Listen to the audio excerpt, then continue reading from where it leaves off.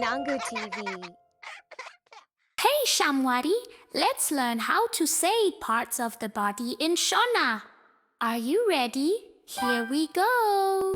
Parts of the body, Nhengo dzemuviri, dzemuviri. Parts of the body, Nhengo dzemuviri, dzemuviri. Head is musoro, It's musoro, hair is vudzi, it is vudzi. face is kumeso, It's kumeso, eyes is mazizo, it's mazizo. ears in zeve, it's yonzeve. Parts of the body, Nhengo dzemuviri, dzemuviri. Parts of the body, Nhengo dzemuviri, dzemuviri. Forehead is huma, It's your huma, nose is mino, it's your mino. mouth is muromo, It's muromo, tongue is rurimi, it's rurimi. teeth is mazino.